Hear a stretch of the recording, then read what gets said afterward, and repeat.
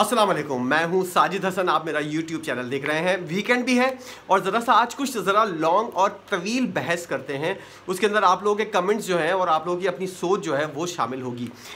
बात होगी टीम का कप्तान किसको होना चाहिए। क्या 3 फॉर्मेट का कप्तान अलग अलग होना चाहिए या टेस्ट और वाइट बॉल यानी कि वनडे का कप्तान अलग अलग होना चाहिए, या एक ही कप्तान होना चाहिए टेस्ट और वनडे का और T20 का कप्तान अलग होना चाहिए। इसके अलावा हम ये भी डिस्कस करेंगे कि तीनों कप्तान कौन कौन से होने चाहिए और वाइट बॉल और रेड बॉल का कप्तान वनडे और टेस्ट का कौन होना चाहिए और T20 का कौन होना चाहिए। इसके अलावा चीफ सेलेक्टर कौन होगा, चेयरमैन पीसीबी किसको होना चाहिए, और हुकूमती मुदाखलत ना हो तो पाकिस्तान कैसे इंडिया को बीट कर सकता है या इंडिया से आगे निकल सकता है। हमको देखना यह है कि इंडिया के अंदर क्या चीज़ें हो रही हैं। इंडिया के अंदर एक कंसिस्टेंसी है, तसलसल के साथ जो है अब हम लोग देखते हुए आ रहे हैं। जय शाह जो है हम देख रहे हैं पिछले 5 साल से BCCI का चेयरमैन है, और उसके अलावा नरेंद्र मोदी जो है वो इंडिया के अंदर 2013 से जो है 2023 हो गए, 10 साल से वहाँ का वज़ीर आज़म है। कंसिस्टेंसी जो है वो इंडिया को बहुत ज़्यादा जो है फ़ायदा दे रही है। पाकिस्तान क्रिकेट के अंदर 2018 से लेकर अब तक 5 से 6 चेयरमैन जो हैं वो चेंज हो चुके हैं। इंडिया के अंदर एक जय शाह जो है वो अभी तक बैठा हुआ है। इसको कहते हैं तसलसल। उनकी सिलेक्शन कमेटी के अंदर थोड़ी बहुत तब्दीलियां होती हैं, चीफ सेलेक्टर तब्दील होता रहता है, कप्तान भी तब्दील हुआ है, लेकिन बहुत सी चीज़ें ऐसी हैं जो बोर्ड को देखनी पड़ती हैं, और बोर्ड के अंदर अगर कोई एक बंदा होगा तो वही सारी चीज़ें करता रहेगा। अब सबसे पहले कप्तान की बात करते हैं या चीफ सेलेक्टर की बात करते हैं या फिर चेयरमैन पीसीबी की बात करते हैं, लेकिन मैं स्टार्ट करता हूं कप्तान के ऊपर बात करने से और चीफ सेलेक्टर के ऊपर बात करने से पहले कि चेयरमैन पीसीबी किसको होना चाहिए। एक कॉम्पिटेंट बंदा, ऑनेस्ट बंदा जो टीम को जो है लेकर चले, क्रिकेट बोर्ड के मामलात को लेकर चले। पाकिस्तान के जो टूर्स होते हैं दीगर ममालिक के साथ, बायलैटरल सीरीज़ होती है, उसके लिए एक ऑनेस्ट बंदा चाहिए जो अकाउंटेबल हो और अकाउंटेबिलिटी करना भी जानता हो, और लोगों से जो है वो मेरिट के हिसाब से टीम बनाना चाहता हो, और अपनी टीम भी यानी कि पीसीबी के अंदर जो लोगों को रखना है उनको, और जो टीम के अंदर मौजूद खिलाड़ी होते हैं, और इसके अलावा सिलेक्शन कमेटी, और इसके अलावा टीम का जो कोचिंग डिपार्टमेंट होता है उसके अंदर जो लोग हों वो तमाम लोग मेरिट के ऊपर रखे, किसी किस्म की कोई सिफारिश वो कबूल नहीं करे। मैं अगर समझूं मेरी नज़र के अंदर अगर इस वक्त कोई नाम है तो वो एक नाम मैं सजेस्ट करता हूं। आप लोग बताइएगा कि आप लोगों की नज़र में कौन सा ऐसा नाम है जो चेयरमैन पीसीबी के लिए एकदम परफेक्ट है। मेरी नज़र में मोहसिन खान साहब जो हैं वो पहले चीफ सेलेक्टर भी रह चुके हैं, कोच भी रह चुके हैं। उन जैसा बंदा, ऑनेस्ट बंदा, वो 2 नंबरी वाले मामलात के अंदर बिल्कुल भी नहीं पड़ते, अकाउंटेबिलिटी के ऊपर यकीन रखते हैं, खुद भी अकाउंटेबल होना चाहते हैं, और लोगों को, जो लोग उनके साथ जुड़े हुए हैं उनको भी, उनकी भी अकाउंटेबिलिटी करना चाहते हैं। तो इसलिए उनकी वो एक ऐसा नाम है जो चेयरमैन पीसीबी भी हो, साबिक खिलाड़ी भी है, इंडिया के साथ, इंग्लैंड के साथ, ऑस्ट्रेलिया के साथ, जितने भी क्रिकेट बोर्ड हैं तमाम लोगों के साथ उनके ताल्लुकात अच्छे हैं।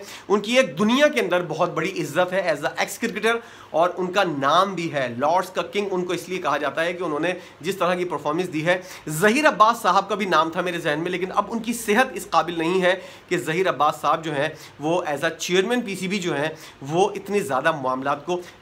मोहसिन खान साहब से अभी मेरी कुछ दिनों पहले मुलाकात भी रही है, उनकी सेहत इस काबिल है कि वो as a chairman PCB, coach वो इस एज के अंदर नहीं बन सकते, चीफ सेलेक्टर वो इस एज के अंदर नहीं बन सकते, लेकिन एज अ चेयरमैन पीसीबी बैठकर एक जगह काम करना होता है, ज़्यादा भाग दौड़ नहीं करनी पड़ती। मामलात को एक सीट के ऊपर बैठकर, या ज़्यादा से ज़्यादा हुआ गैर मुल्की टूर कोई कर लिया, किसी से मीटिंग कर ली, इतना कोई हैक्टिक वाला काम नहीं है। चेयरमैन पीसीबी के लिए मेरी नज़र में मोहसिन खान साहब से बेहतरीन ऑप्शन कोई नहीं है। आप लोगों की नज़र में अगर कोई ऑप्शन है आइए लिखिए और बताइए कि आपकी नज़र में चेयरमैन पीसीबी कौन हो सकता है।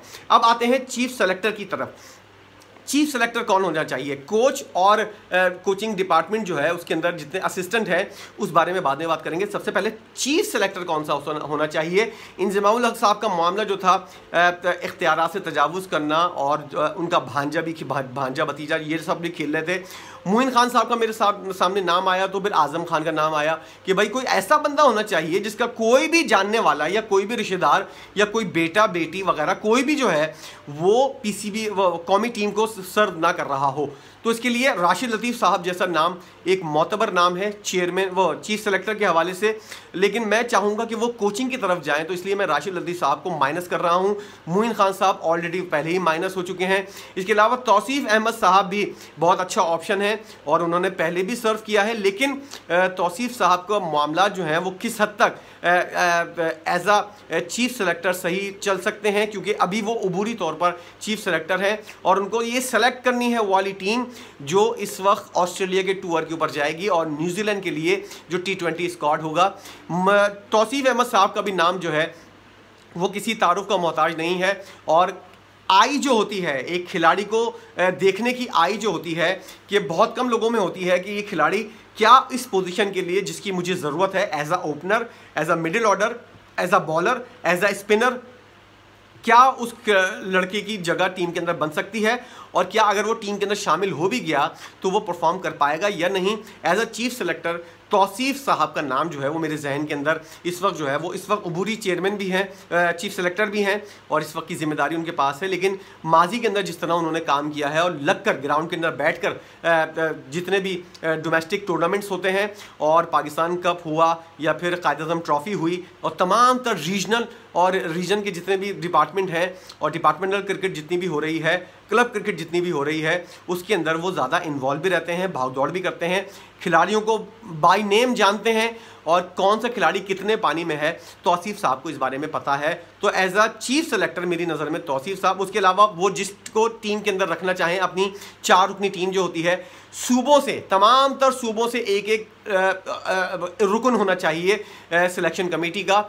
अगर ये नहीं होगा तो पाकिस्तानी क्रिकेट जो है वो जिस तरह इस हाल के अंदर पहुंची है और नीचे जाती रहेगी। अब चीफ सेलेक्टर की बात हो गई, अब कोचिंग के अंदर क्या होना चाहिए, कोच कौन सा होना चाहिए, चीफ कोच कौन सा होना चाहिए। जैसे कि मैंने पहले बताया राशिद लतीफ़ साहब जो है उनको फुल अथॉरिटी के साथ, वो वैसे भी फुल अथॉरिटी के बगैर कहीं काम भी नहीं करते और उनको जो है ऑनेस्ट बंदा भी है वो, और उसके साथ साथ उसको ये भी पता है कि गेम प्लान कैसे बनाया जाता है, उसके ऊपर अमल दरामद कैसे करवाया जाता है और किस तरह सिचुएशन जब तब्दील होती है, किस तरह की सूरत हाल मॉडर्न क्रिकेट के अंदर। उनकी बातें सुनकर आपको अंदाज़ा होता है कि कितना डीप के अंदर जाकर वो है वो एनालाइज करते हैं और उसके बाद जो है वो खिलाड़ियों को और किस तरह काम लेना है, कौन सी टीम के सामने किस तरह परफॉर्म करना है।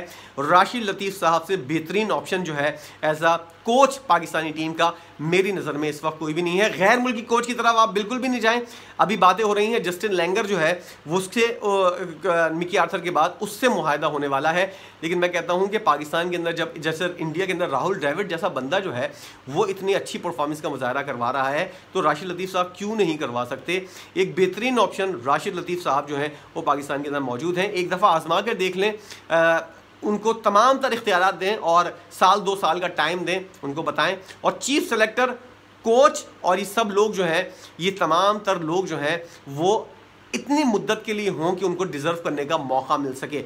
साथ साथ चेयरमैन पीसीबी की जिम्मेदारी भी होनी चाहिए कि वो जो है तमाम तर मुल्कों के साथ जो सीरीज़ रखें उसके अंदर 3 से कम कोई टेस्ट मैच की सीरीज़ ना रखें। ये जो 1 टेस्ट मैच 2 टेस्ट मैच की जो मजाक वाली सीरीज़ होती है ये बिल्कुल पाकिस्तानी क्रिकेट को, दुनिया की क्रिकेट को तबाह कर चुकी है। 3 टेस्ट मैच से कम कोई सीरीज़ नहीं रखें और आप 4 टेस्ट की सीरीज़ 5 टेस्ट की सीरीज़ क्यों नहीं खेलते मुल्कों के साथ, ये चीज़ें भी होनी चाहिए। एक टीम बेशक टेस्ट मैच खेल रही है हमारी, दूसरी टीम वनडे खेल रही है, ऐसा क्यों नहीं हो सकता। टीमें अलग अलग बनाएं, टैलेंट बहुत है पाकिस्तान के अंदर। इसलिए चेयरमैन की बात हो गई, चीफ सेलेक्टर की बात हो गई, अब कोच की भी बात हो गई और उसके बाद अब कप्तानों की बात होती है। मेरी नज़र के अंदर सबसे बेहतरीन मेरा जो ऑप्शन है, अगर तीनों कप्तान अलग अलग बनाने हैं तो भी, और अगर टेस्ट मैच और वनडे का कप्तान अलग बनाना है वो भी ऑप्शन मेरे पास मौजूद है। सरफराज अहमद जो है वो टेस्ट का इस वक्त बेहतरीन कप्तान है। अगर वनडे के अंदर उसको बनाना है तो बना लें, क्योंकि टेस्ट मैच जो है अभी आप ऑस्ट्रेलिया से खेल कर आएंगे, उसके बाद 5-6 महीने तक आपकी टीम जो है वो बिल्कुल घर के अंदर सोती रहेगी, कोई टेस्ट सीरीज़ नहीं है। 10 साल का जो प्रोग्राम प्लान बनाता है आईसीसी, उसके अंदर पाकिस्तान का इतना बड़ा इतना ज़्यादा गैप है कि जिसकी वजह से पाकिस्तानी टीम जो है वो टेस्ट मैच को तरस जाती है। पाकिस्तान के पास 13 टेस्ट मैच एक साल के अंदर मिलते हैं, 12 टेस्ट मैच, ये क्या मजाक है। 14 वनडे आप खेल रहे हैं, अफगानिस्तान से भी कम वनडे सीरीज आप खेल रहे हैं। टेस्ट और वनडे सीरीज के ऊपर तवज्जो रखें। फिर खिलाड़ियों को ये भी पाबंद करें कि वो लीग्स क्रिकेट में ना जाएं, पीएसएल को इतना मजबूत बना दें जैसे आईपीएल को इंडिया ने मजबूत बनाया हुआ है कि उसके अलावा खिलाड़ियों को कहीं और जाने की ज़रूरत ही ना पड़े। मैं इस बात के बिल्कुल खिलाफ नहीं हूं कि खिलाड़ियों को ज़्यादा पैसे नहीं देने चाहिए। खिलाड़ियों को जितने पैसे देने चाहिए उतने दें जितने इंडिया को मिल रहे हैं। इंडिया के खिलाड़ियों को 5 करोड़ 10 करोड़ आप सालाना दें, लेकिन उसके बाद खिलाड़ी परफॉर्म भी करें। पैसे देने का मकसद ये नहीं है कि खिलाड़ी बिल्कुल ही नील बटा नील की कारकर्दगी दिखाएं और पैसे आप उनको इतने ज़्यादा दें। परफॉर्मेंस की बुनियाद पर पैसे दें। पैसे ज़्यादा देना कम देना किसी किस्म का कोई इशू नहीं है। खिलाड़ी जब परफॉर्म ही नहीं करेगा तो फिर सवाल उठेंगे कि उसको पैसे इतने ज़्यादा क्यों दिए जा रहे हैं। टेस्ट और वनडे का कप्तान सरफराज को बना दें। और इमाद वसीम जिस तरह के कप्तानी कर चुका है पीएसएल के अंदर, कोई इतना ज़्यादा बेहतरीन कारकर्दगी उसकी समझ में नहीं आ रही। इसलिए अगर जिस तरह लगातार 2 पीएसएल जितवाए हैं शाहीन शाह अफरीदी ने लाहौर कलंदर को, तो एक स्पार्क नज़र आता है कि हाँ वो लेकर चल सकता है खिलाड़ियों को और अपनी परफॉर्मेंस भी दिखा सकता है। T20 का शॉर्ट फॉर्मेट होता है, उसके अंदर वो चल भी सकता है।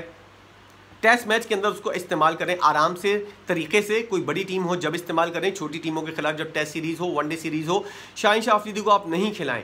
लीग्स के अंदर भी उसको एहतियात से यूज़ करें।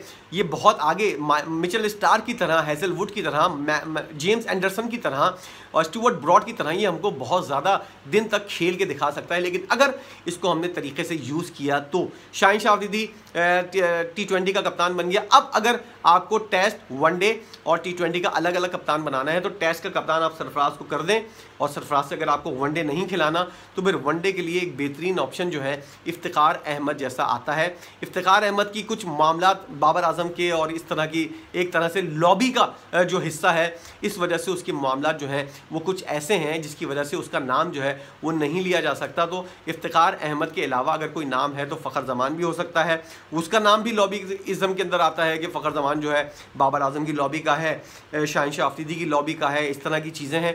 ये लॉबीज़म सबसे पहले चेयरमैन पीसीबी को आगे ख़त्म करनी है और उसके बाद ये वनडे का किसी को अगर कप्तान बनाना है तो ये 2-3 ऑप्शन है। और उसके बाद वनडे सीरीज़ जो है पाकिस्तान को कम से कम 30 मैचेस जो है वो सालाना खेलने हैं। ये दिमाग के अंदर रखें। जो 14 मैचेस 15 मैचेस हम लोग सदक़े के ऊपर खेल के चले जाते हैं, इससे हमारी टीम भी नहीं बन पाती वनडे की और जब वर्ल्ड कप आता है उस वक्त हमारी तैयारी भी नहीं होती। ये सारे ऑप्शन मैंने आपको बता दिए हैं। क्या आप समझते हैं कि तमाम तर चीज़ें जो हैं ये आपकी नज़र में हैं या फिर आपकी नज़र में कोई और नाम भी है?